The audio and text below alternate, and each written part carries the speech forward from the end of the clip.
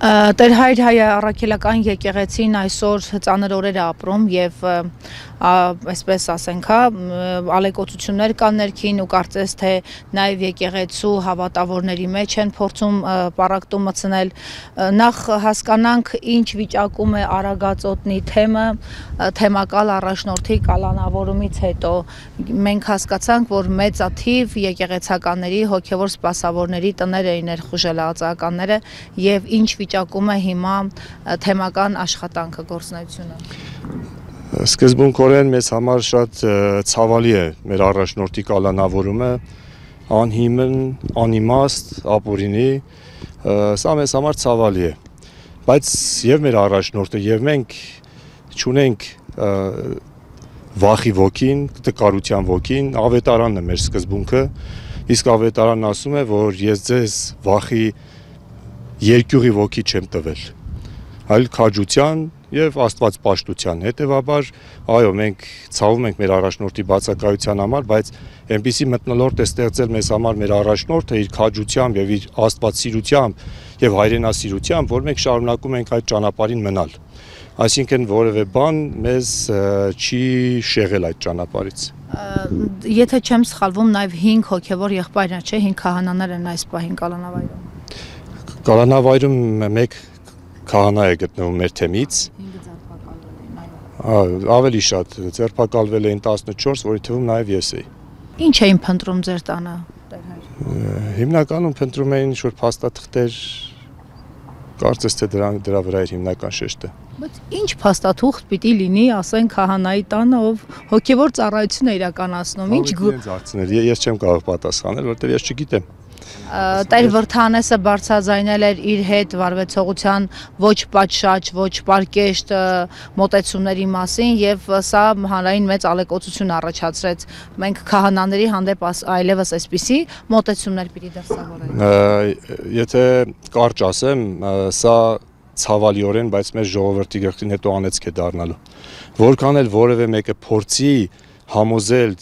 իր տգիտությամբ, իր անտեղյակությամբ, թե այս արշավը ոչ թե եկեղեցու դեմ է, այլ ինչ-որ անձերի դեմ է, սա մեծագույն սխալմունք է, որովհետև եկեղեցու դեմ կամ եկեղեցականի դեմ արշավելը սա նույն բանն է, որովհետև Քրիստոս ասաց, ով որ ձեզ չի ընդունում, ինձ չի ընդունում,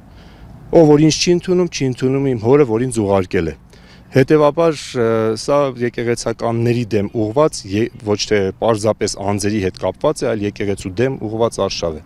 Հիմա ձեր թեմից փաստացի 3 հոգի միացել են քաղաքական իշխանության եւ երկրի իշխանության կողմից հայտարարված եկեղեցու դեմ արշավին եւ Կիրակի օրը կարգալույց արված արդեն նախկին եկեղեցական տերարամը, որին պետք է կոչել նրա քաղաքացիական անունով Ստեփան, նա փաստորեն իրեն թույլ է տվել հայտարարել, որ պատարագ է պատրաստվում մատուցել Հովանավանքում եւ Հայաստանի Հանրապետության վարչապետը հայտարարել որ միանալու է եւ անպայմանորեն մասնակցելու է այդ պատարագին։ Ստացվում է ես էլ կարող եմ հենց հիմա մտնել ձեր ներկայությամբ եկեղեցի եւ պատարագ անել։ Ինչ վերաբերում է, այո, շատ կարևոր մի բան եք ասում, որ գիտություն մեր ժողովրդի անհրաժեշտ է։ Նախ այդ քահանաներից երկուսն են մեր թեմից, մեկը այլ թեմից էր, բայց եւ երկրորդը ինչ վերաբերում է պատարագին կամ արարողություններին, որ կատարի նախկին տերարամը ամբողջությամբ անվավեր է Եվ թող զգուշանա ժողովուրդը չլինի թե հակառակը ստացվի իր հետ, այսինքն օրհնության փոխարեն հակառակ մի բան ստանա, որովհետև եթե Քրիստոսի եւ Աստծո առաքյալների հաստատած իրավահաջորդների կողմից ասվում է, որ այս մարդը օծվում է քահանա եւ օծում են, նույն մարդիկ են, որ ասում են այլևս այս մարդը չի կարող լինել քահանա։ Կնշանակի, որ երբ որ իրենք օծեցին, այդ ժամանակ էլ կարող էր մարդը ասել, իմ օծությունը չի ստացվել։ Ես չեմ ուզում քահանա լինել, ես ուրիշ բան եմ ուզում լինել, բայց եթե մարդն ասում է, որ ես օծվել եմ եւ այդ իշխանությունը ինձ տրվել է Քրիստոսից եկած, հիմա էլ վերցվել է այդ իշխանությունը, ով որ տվել է իրեն։ Հետևաբար, երբ որ մեկը դա անում է արդեն անիրավ կերպով, այսինքն տեղի չի ունենալու այն ինչ որ մարդիկ ուզում են որպեսզի ունենա մկրտությունը անընդունելի է, բայց ես ենթադրենք քաղաքացի եմ, որը այս քաղաքական երկխոսության կամ այս բանավեճից տեղյակ չէ եւ գնում է Կիրակի օրերին ավանդաբար իր պատարակը լսել, այս դեպքում այս մարդը եթե այն մարդը ով որ չգիտի թե ինչի մասին է խոսքը, ոչ թե մասնակիցն ու աջակիցն է, այլ չգիտի ինչի մասին է խոսքը, հերթական անգամ կարող է այցելել մի եկեղեցի, որտեղ կարգալույց մի հոգևորական պատարակ է անում եւ հաղորդություն ստանա, ինքը անմեղ է։ Ինքը դատապարտված չի այդ ամենին, բայց ուրիշ է, երբ որ մարդը գիտի, որ այդպես է եւ շարունակում է աջակցել կամ հետևել, կնշանակի, որ աջակցում է չեղած մի բանի։ Լավ, աջակցում է երկրի վարչապետը, աջակցում է անօրինականությանը, աջակցում է եկեղեցու կանոնների դեմ գնացող հոգևորականին։ Արդյոք սա չի նշանակում հոգևորականն էլ ինքը մի օր կարող է այսպես կանգնել ու ասել, ես էլ չեմ ենթարկվում աշխարհիկ կյանքը կարգավորող օրենքներին, օրինակ ոստիկանությանը, իրավապահներին եւ այլն։ Արդյոք մենք սև չենք խրում նաեւ այս երկու աշխարհների հարաբերությունների մեջ։ Անշուշտ սեպ է խրվում, այն էլ ինչ կերպ։ Այսինքն, եթե ցանկացած անօրենության աջակից ես, Սուրբ Գիրքը ասում է, մի մասնակից դարձիր այդպիսի մարդկանց ճանապարհին, որպեսզի հետո դու էլ չստանաս այն, ինչ որ ինքն է ստանալու։ Սուրբ Գիրքը հստակորեն խոսում է անօրենի մասին։ Իսկ այս դեպքում անօրենություն է պայքարել մի բանի դեմ, որը եկեղեցին սահմանել է, որտեղ դրա իրավասուն եկեղեցին է եւ սահմանել է, որ այս մարդը կարգալույց է, հետեւաբար երբ որ դու պաշտպանում ես այս մարդուն, աջակցում ես այս մարդուն, նշանակում է, որ անօրենությունն ես աջակցում եւ պաշտպանում։ Միայն աջակցել պաշտպանելը մեղ չէ նկարագրում, արդյոք սա չի նշանակում, որ հովանավորում է եւ այդպիսով ակնարկի անում մյուս ընդվզող նշանակում է անօրենությանը աջակցություն ցուցաբերել։ Իսկ ինչ անի ձեր հոգևոր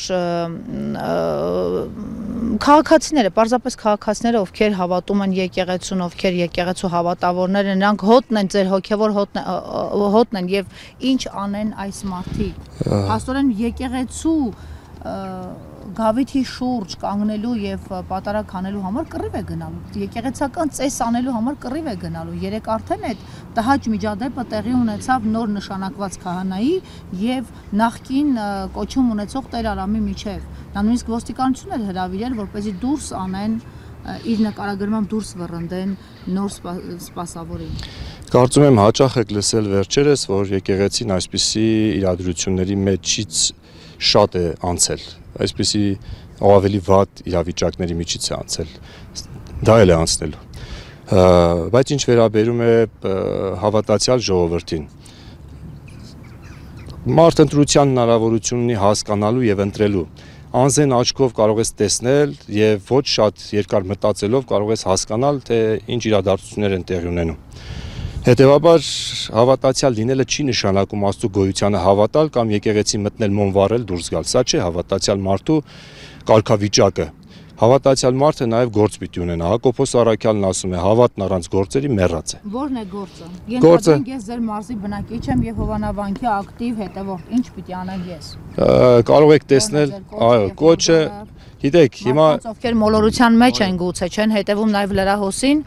ու ենթադրենք չեն հետևում Փաշինյանի ճաշակին, հոգեորականների առումով չեն հետևում Տեր Արամի ճաշակին։ Գիտեք, կոչը այն է, որ հավատալով մեր ազգի գենին, հավատալով մեր պապերից, մեր ժառանգած արյան, ես հավատում եմ, որ մեր սրտի հոգու անկյունում իրական հայը թմրած վիճակում, բայց գոյություն ունի։ Իմ կոչն այն է, որպեսզի մարդիկ ոչ թե արտաքին երևույթներին նայելով դատեն, այլ իրենց ներքին այդ հայի աչքերի մեջ նայեն։ Նայեն իրենց պապերի, իրենց հայրերի, հավատքի, հայրենասիրության, այս տեսակի աչքերի մեջ։ Եվ ինչ որ կասեն իրենց հոգու սրտից իրենց հայրերը, թող այդպես էլ անեն։ Տեր հայր, ձեր թեմում կարծում եք կան էլի հոգևորականներ, ովքեր այդպես մարդկային խռովություններ ունեն իրենց հոգու խորքում եւ հնարավոր է այս կիրակի այդպես համարձակություն ունենան եւ պայթեն։ Եվ կարծես թե խրախուսվում է, որ անպայման Երևանից մարդիկ բերվեն, տպավորություն ստեղծվի, որ սա Արագածոտնի բնակիչներն են, որ տպավորություն ստեղծվի Տեր Արամը ճիշտ է։ Այսպես այս քաղաքական արշավին միացողներ էլի կլինեն ձեր կարծիքով։ Ես կարծում եմ ոչ։ Եթե կլինեն անակնկալ կլինի, բայց կարծում եմ, որ ոչ, որովհետև մեր ոգին, մեր հայրերի, մեր պապերի, մեր եկեղեցու նախնիների ոգին է։ Եթե դրանից դուրս գալացողներ կլինեն, մեզ համար մեծ անակնկալ կլինի։ Իսկ ինչ վերաբերում է նրանց, ովքեր այս ճանապարհից դուրս ընկան, ցավում ենք իրենց համար։ Ցավում ենք իսկապես, որովհետև մինչև վերջին րոպեն սպասում ունեինք, որ զղջում կլինի, բայց չեղավ։ Միայն ցավ ենք ապրում։ Եվ ինչ որ այս ճանապարհին կլինի, Երևանից կգան, Արագածոտնից կգնան, ովքեր որ կգնան, թող մտածեն, որ մի օր կանգնելու են եւ Աստծո առջև պատասխան տան։ Աստծո տան հետ, Աստծո սպասավորների հետ ինչպես վարվեցին։ Այդ թվում նաև մեր հոգևոր եղբայրները, ովքեր դուրս են եկել այս ճանապարհից, իրենք էլ կանգնելու են եւ Աստծո առջև պատասխան տան։ Իսկ առայժմ այսօր եկեղեցին ունի լծակներ, որպեսզի դուրս բերի, մանավանդ թեմակալ առաջնորդը փաստացի ազատության մեջ է։ Եկեղեցին ունի լծակ, որպեսզի դուրս բերի կարգալույծ արված քահանային եկեղեցուց եւ թույլ չտա, որպեսզի նա խաբելով քաղաքացուն, ծիսակարգի մասնակցի,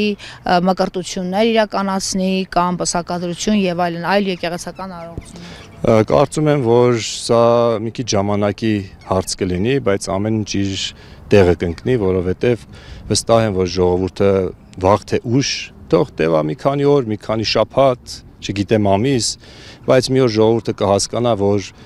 մասնակցելով այս տեսակ ուրեմն արարողությունների կարգալույծ քահանայի կողմից որևէ օրհնություն չի լինելու, եթե հակառակը չլինի։ Հասկանալու եմ մի օր, որովհետև իր կաշվի վրա է զգալու։ Շնորհակալ եմ։ Ծանր կիրակի է ձեզ սպասում։ Մենք պատրաստ ենք։ Այս փորձությունն էլ Մենք բոլոր փորձություններին պատրաստ ենք, ինչ էլ որ կլինի, գիտենք, որ սա մեր ոչ թե մեր անձերի դեմ է, մեր սխալների դեմ է, այլ Աստծո եկեղեցու դեմ է, իսկ մենք էլ Աստծո սպասավորներն ենք, իսկ Աստծո եկեղեցին որևէ բանից չի պարտվելու, քանի որ Քրիստոս ասաց, նույնիսկ դժոխքի դռները չեն հաղթահարելու իմ եկեղեցին։ Հետևաբար ով որ պայքարում է եկեղեցու դեմ։ Եթե նույնիսկ մեր չլինելով կլինի դա, բայց միևնույն է եկեղեցին չի սասանվելու։